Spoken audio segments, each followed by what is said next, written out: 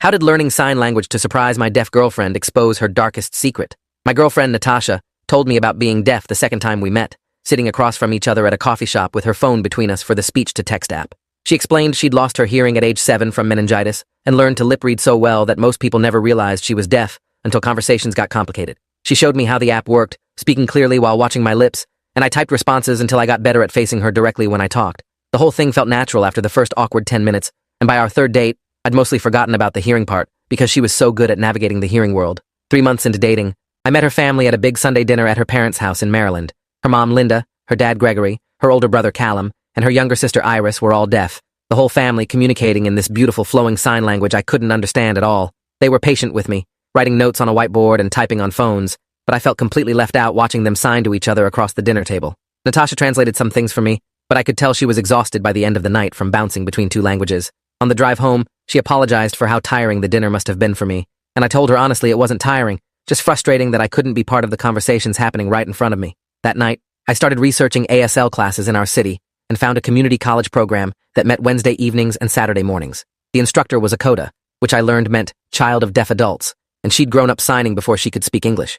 I enrolled without telling Natasha because I wanted it to be a surprise, imagining her face when I suddenly started signing at the next family dinner. The first class was humbling because my hands felt clumsy and stupid trying to form the shapes, and my brain couldn't process the grammar, which was completely different from English. But I kept showing up, practicing alphabet fingerspelling during my commute, and watching ASL videos on YouTube before bed. Wednesday evenings became my secret project, telling Natasha I had a work thing or plans with friends while actually sitting in a classroom learning to sign colors and animals and basic phrases. After 6 weeks, I could introduce myself and ask simple questions, my hands still moving too slowly, but at least forming recognizable signs. My instructor, Delilah, was encouraging but honest, telling me it would take years to become truly fluent, but that Natasha would appreciate the effort even at my beginner level. I started watching deaf YouTubers and following deaf TikTok creators, absorbing not just the language but the culture and the community that came with it. By month 3, I could follow simple conversations if people signed slowly, though my receptive skills were way better than my expressive ones.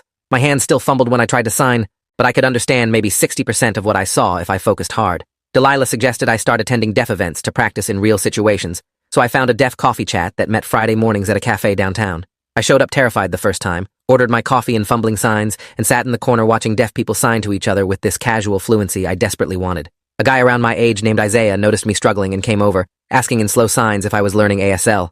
I signed back that my girlfriend was deaf, and I wanted to surprise her, and he smiled and introduced me to his friends. They were patient with my terrible signing, correcting my hand shapes and teaching me slang that Delilah never covered in class. Every Friday morning, I'd show up and spend an hour immersed in sign language, my brain exhausted but happy by the end. Natasha asked once why I was so tired on Friday mornings, and I blamed it on bad sleep,